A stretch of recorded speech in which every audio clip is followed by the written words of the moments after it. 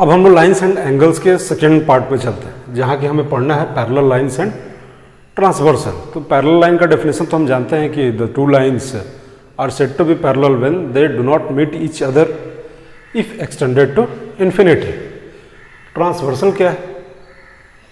तो transversal is a line which intersect two और more lines. अब वो दो लाइन पैरेलल होगा नहीं होगा उससे मतलब नहीं, ये कहलाएगा ट्रांसवर्सल, जो कि दो या दो से अधिक लाइन को अलग अलग पॉइंट पे इंटरसेक्ट करता है। अब अगर बात करें जैसे कि यहाँ सपोज ये P पे इंटरसेक्ट किया, यहाँ Q पे इंटरसेक्ट किया, तो हर एक इसके पॉइंट ऑफ इंटरसेक्शन पे अगर हम देखें तो 4 एंगल बनता है। यहाँ भी Q पे जो इंटरसेक्ट किया है तो यहाँ भी 4 एंगल बनता है। अगर नाम दे दें तो 5, 6, 7, 8। तो आखिर इस तरह के एंगल्स का रिलेशन पैरेलल लाइन में क्या होगा, इसको हम लोग इस वीडियो में देखेंगे। So now we will try to find the relation between the pair of the angles formed when a transversal intersect two parallel lines L and M. These both are parallel line. तो अगर L parallel है M के, तो जो ये pair of corresponding angles alternate interior angles हैं, इनके बीच क्या रिलेशन है ये हम फाइंड करेंगे। तो पहला है कॉरस्पॉन्डिंग एंगल एक्सम। कॉरस्पॉन्डिंग एंगल एक्सम में अगर कॉरस्पॉन्डिंग पेयर की हम बात करें तो कॉरस्पॉन्डिंग पेयर यहां होगा हमारा कॉरस्पॉन्डिंग पेयर एंगल का कौन कौन होगा, 1 और 5, 1 और 5, और ये दोनों आपस में क्या होंगे, इक्वल होंगे। इसी तरह इस साइड में देखें तो लाइन के ऊपर 2, लाइन के ऊपर 6, सेम साइड में ये दोनों भी क्या होंगे, इक्वल होंगे। उसी तरह लाइन के नीचे 3 एंड 7 ये इक्वल होगा। उसी तरह यहाँ लाइन के नीचे 4 और यहाँ एंगल 8, ये दोनों भी angle 4 is equal to angle 8। ये होगा पेयर ऑफ कॉरस्पॉन्डिंग एंगल्स। अब अगर बात करें अल्टरनेट एंगल थ्योरम, तो पहले तो अल्टरनेट इंटीरियर एंगल कौन कौन से होंगे, 3 और 5, 4 और 6, यानी कि अल्टरनेट इंटीरियर एंगल से हमारा जो पेयर होगा वो एंगल 3 बराबर होगा एंगल 5 के, और दूसरा एंगल 4 बराबर होगा एंगल 6 के। अल्टरनेट एक्सटीरियर, अगर अल्टरनेट एक्सटीरियर एंगल की बात करें तो इसमें कौन कौन सा पेयर होगा, 2 बराबर होगा angle 2 is equal to angle 8, and similarly angle 1 is equal to angle 7। उसी तरह सम ऑफ इंटीरियर एंगल, अगर लाइन पैरेलल है और कोई ट्रांसवर्सल इंटरसेक्ट कर रहा है तो sum of interior angle on the same side of the transversal, यानी कि सेम ट्रांसवर्सल के सेम साइड में जो दोनों इंटीरियर एंगल हैं उनका सम हमेशा क्या होगा, यानी angle 3 + 6 is equal to 180 degree. Similarly इस साइड में एंगल 4 प्लस एंगल 5 180 डिग्री होगा। यह है sum of interior angle on the same side of a transversal. अब ये सब चीज़ें कब होती हैं, जब लाइन पैरेलल है। और अगर इन सारे कंडीशंस में से ये जो भी पेयर्स बने हुए हैं, चाहे वो कॉरस्पॉन्डिंग के हो, अल्टरनेट इंटीरियर, अल्टरनेट एक्सटीरियर, या sum of interior angle on the same side, अगर इन सारे में से कोई भी कंडीशन हमें मिल जाता है दैट मीन्स कि लाइन पैरेलल है। और अगर लाइन पैरेलल है तो ये सारे कंडीशंस होंगे। और कमाल की बात है कि अगर लाइन पैरेलल हो और कोई भी ट्रांसवर्सल अगर उसको इंटरसेक्ट किया हो, इस 8 एंगल में से अगर हमको एक भी एंगल मालूम है तो बाकी हम 7 एंगल के वैल्यू को फाइंड कर सकते हैं, कॉरस्पॉन्डिंग एंगल यूज़ करके, अल्टरनेट इंटीरियर यूज़ करके, या लिनियर पेयर यूज़ करके, या वर्टिकली अपोजिट एंगल भी यूज़ करके। यानी कि पीछे जो हमने पढ़ा और अब जो हम पढ़ रहे हैं उन सारे का यूज़ करके अगर एक भी एंगल हमें मालूम है तो हम सारे एंगल को फाइंड कर लेंगे। तो पहले तो इन एक्सम और थ्योरम के बारे में जानते हैं। नाउ तो पहला थ्योरम है कि if a transversal intersect two parallel lines then each pair of alternate angles are equal. तो इसका मतलब क्या होगा कि अगर दो line parallel, suppose line L parallel to line M, और इसको कोई ट्रांसवर्सल इंटरसेक्ट कर दिया, सपोज P पर एंड Q पे, तो जो पेयर ऑफ अल्टरनेट एंगल बनेंगे वो इक्वल होंगे, ये प्रूव करना। जैसे कि हमें प्रूव कर देना है कि angle 1 is equal to angle 2, तो ये कैसे प्रूव होगा? हमें क्या प्रूव करना है कि angle 1 is equal to angle 2। तो इसको प्रूव करने के लिए एंगल 1 और इसका भी अगर हम कुछ नाम देते, सपोज x ही दे देते हैं, तो angle 1 is equal to angle x होगा। ये क्यों होगा? वर्टिकली अपोजिट एंगल से, और ये x कॉरस्पॉन्डिंग एंगल एक्सम से किसके बराबर है? 2 के, यानी कि now angle x is equal to angle 2। क्यों है? ये है कि कॉरस्पॉन्डिंग एंगल एक्सम से, अगर दोनों लाइन पैरेलल है तो कॉरस्पॉन्डिंग एंगल एक्सम से ये दोनों इक्वल होगा। अब इस दोनों को अगर हम मिला लें फ्रॉम 1 एंड 2, तो यहाँ 1 इक्वल था x के, 1 इक्वल था x के और x इक्वल है 2 के, that means 1 is equal to angle 2। So from 1 and 2 क्या हम लिख सकते हैं कि angle 1 is equal to angle 2। इसी तरह अगर दूसरा पेयर होता, सपोज 3 और 4 अगर प्रूव करना होता, तो 3 इज इक्वल टू, यहाँ कुछ y ले लेते तो 3 इज इक्वल टू y हो जाता, और y is equal to 4 corresponding angle, तो 3y के बराबर y 4 के बराबर, सो 3 इज इक्वल टू 4। तो ये हमारा था पहला थ्योरम।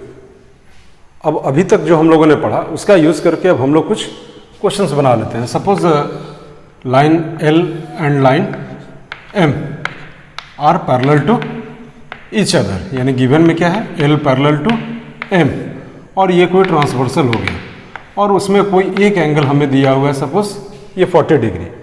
अब हमें बोलता है कि फाइंड करिए एंगल 1, 2, 3, 4, 5, 6 एंड 7। तो चाहे तो हम एक ही जगह से लिख सकते हैं, अगर ये 40 है तो 5 भी 40 होगा, क्यों? Alternate interior. अगर ये 40 है तो 2 भी 40 होगा, क्यों? Vertically opposite angle.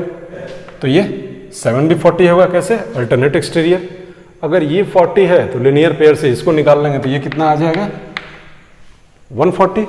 अगर ये 140 तो ये 140, वो ये 140, तो अल्टरनेट इंटीरियर से ये 140, ये 140 है, तो कॉरस्पॉन्डिंग से एंगल 6 भी 140 डिग्री होगा। तो हम देख रहे हैं कि अगर एक भी एंगल हमें मालूम है तो alternate interior, corresponding angle, vertically opposite angle, linear pair का यूज़ करके हम बाकी सारे एंगल्स को निकाल सकते हैं।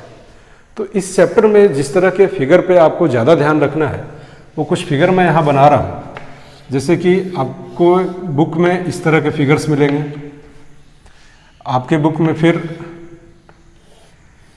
इस तरह का क्वेश्चन मिलेगा, इस तरह के क्वेश्चन मिलेंगे, या इस तरह के क्वेश्चन मिलेंगे। तो इन फिगर से रिलेटेड ज़्यादातर जो भी एंगल फाइंड करना होता है, तो ऐसे फिगर हमसे ज़्यादा पूछे जाते हैं एग्जामिनेशन में। तो एक एक करके हम लोग इन सारे फिगर पे क्वेश्चन बनाते हैं। तो आइए स्टार्ट करते हैं। ये हमारा पहला क्वेश्चन है जिसमें कि गिवन है कि P Q parallel to R S, और ये वैल्यू दिया हुआ है कि angle P 120 degree, R 140 degree. तो हमें फाइंड करना है एक्स को। तो अगर पी क्यू पैरेलल है आर एस के, तो एक हम ओ से लाइन ड्रॉ कर देते हैं जो कि पैरेलल होगा इन्हीं लाइंस के, यानी कि एक कंस्ट्रक्शन हम करेंगे जिसमें कि पी क्यू आर एस, तो सपोज ओ ए रख देते हैं नाम। तो O A parallel to R S parallel to P Q, यानी कि अब ये तीनों लाइन आपस में क्या हो गए? पैरेलल हो गए।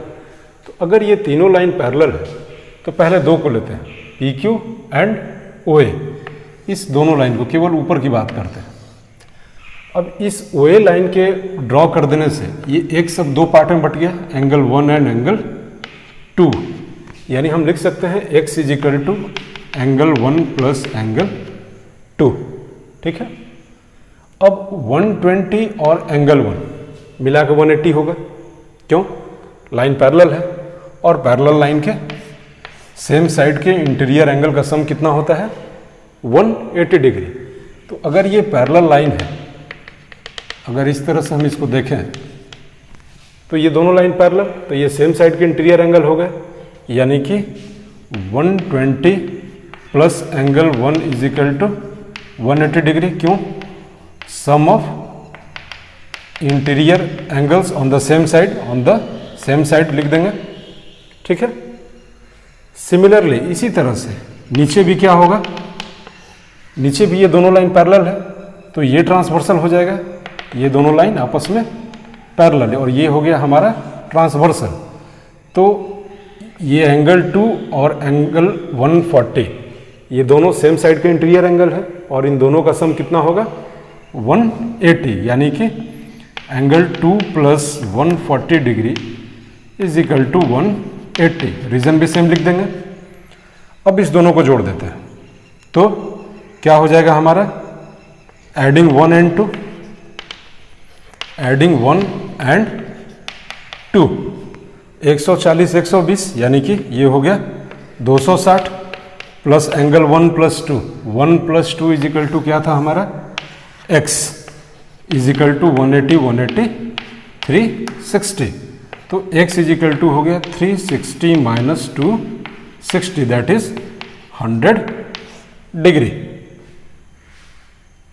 अब हम दूसरे अपने क्वेश्चन में चलते हैं।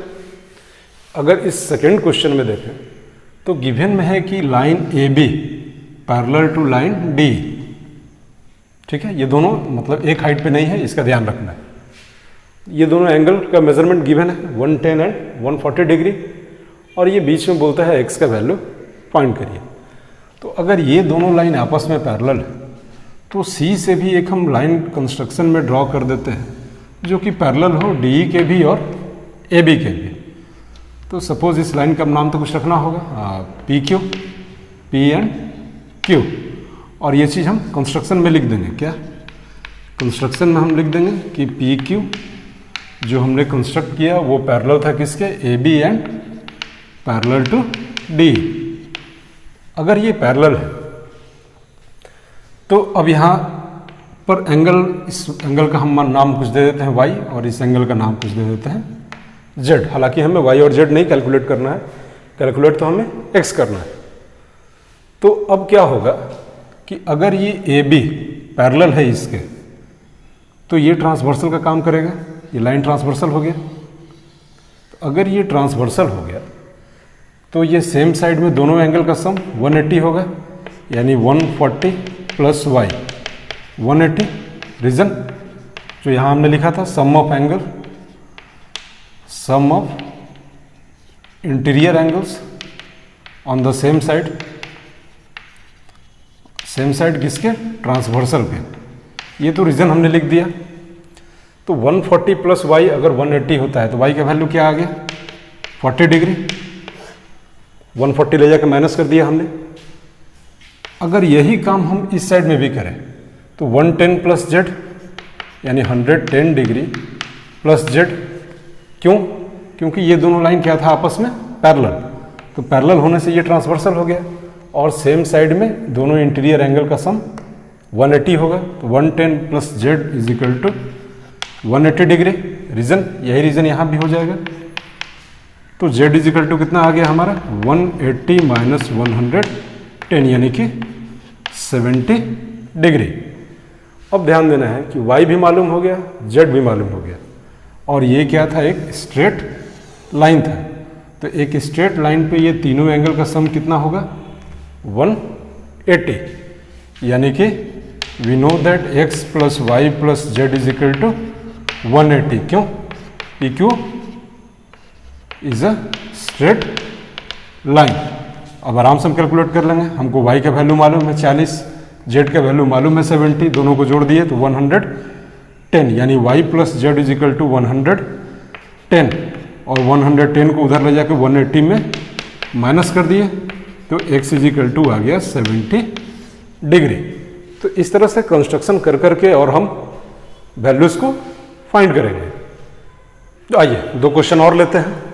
इसमें दिया है कि PQ पैरेलल है किसके, RS के, then find the value of Z।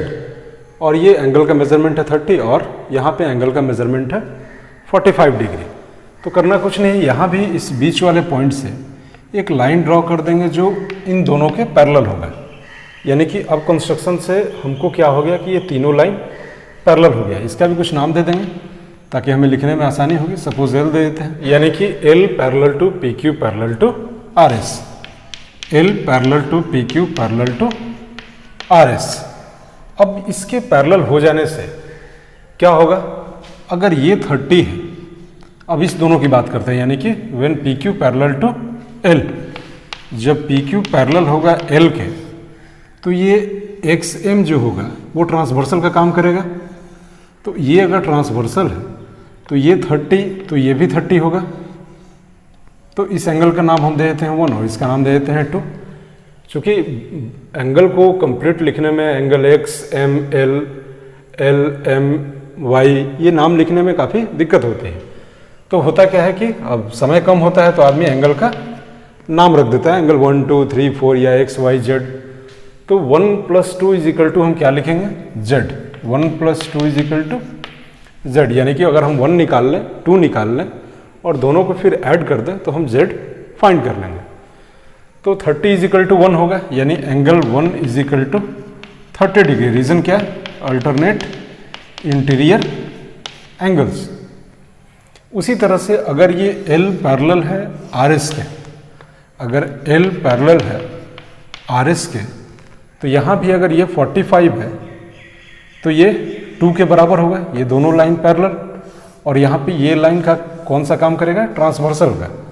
तो ऊपर नहीं देखेंगे, ये दोनों लाइन पैरेलल, ये ट्रांसवर्सल, तो 45 इजिकल टू 2, यानी एंगल 2 इजिकल टू 45 डिग्री। और सेम रीज़न होगा, इसके बाद दोनों को ऐड कर देंगे, यानी एंगल 1 + 2 इजिकल टू 30 + 45, यानी कि 75। 1 + 2 is equal to Z is equal to 75 degree.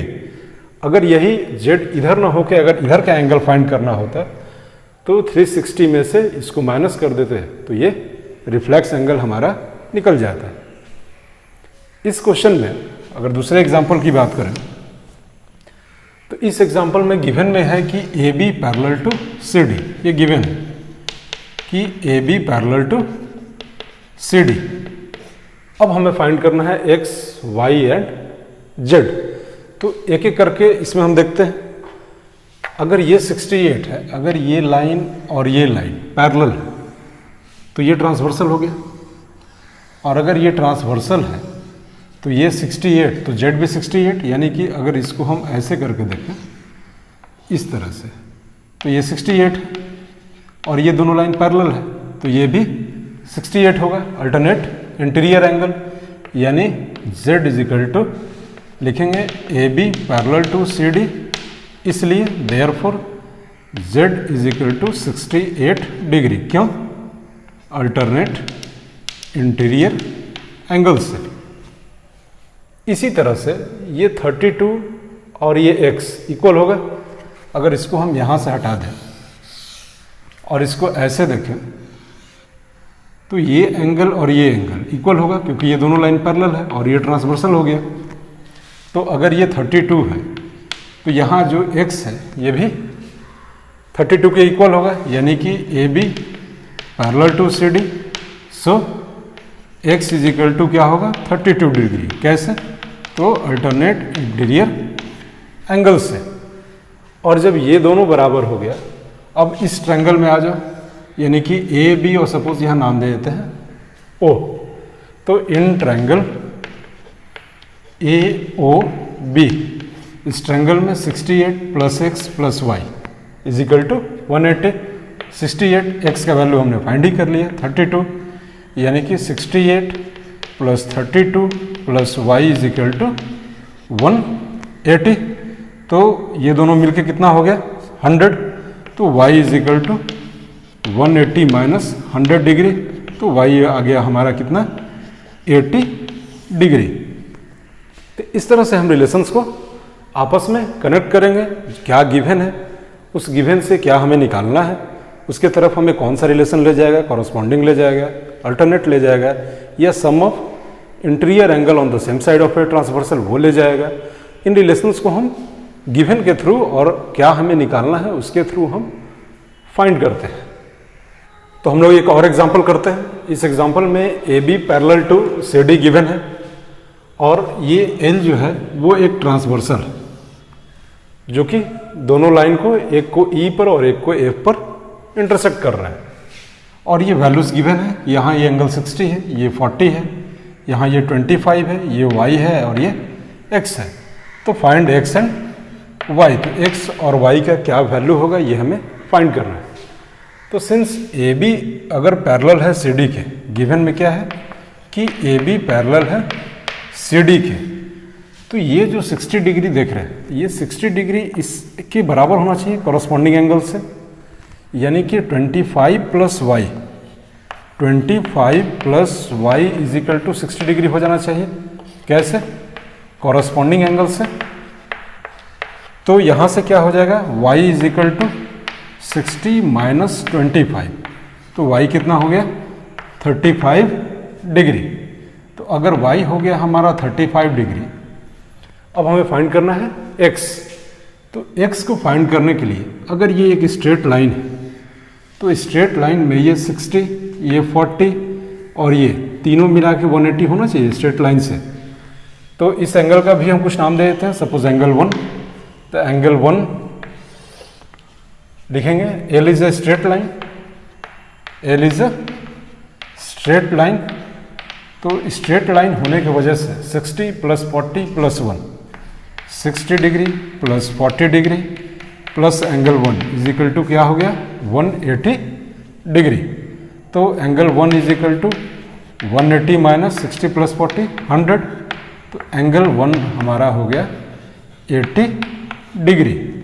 अब हम इस ट्रायंगल में आ जाएंगे, in triangle F P E, ये एक ट्रायंगल हो गया और ट्रायंगल में तीनों एंगल का सम कितना होगा 180 डिग्री, यानी कि now in triangle F P E, F P E हम लिख सकते हैं 25 प्लस एक्स तो हमें फाइंड करना है, प्लस एंगल 1, एंगल 1 का हम वैल्यू ही डायरेक्ट पुट कर देते हैं, 80 degree is equal to 180।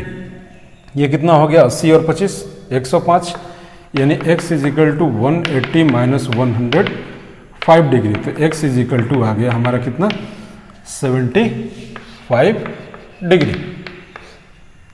So I hope कि इस तरह के क्वेश्चन आप अपने एक्सरसाइज में बना लेंगे। ऐसे क्वेश्चन तो बहुत है इसमें, क्योंकि इसका एरिया काफ़ी बड़ा है। अगर ज़रा सा भी लाइन को चेंज कर दिया जाए, ट्रांसवर्सल चेंज कर दिया जाए, वैल्यू चेंज कर दिया जाए, तो वो क्वेश्चन पूरी तरह से नया हो जाता है। लेकिन ये सब क्वेश्चन आपको हेल्प करेंगे इस एक्सरसाइज को पढ़ने में। तो मिलते हैं अगले वीडियो में, टिल देन बाय।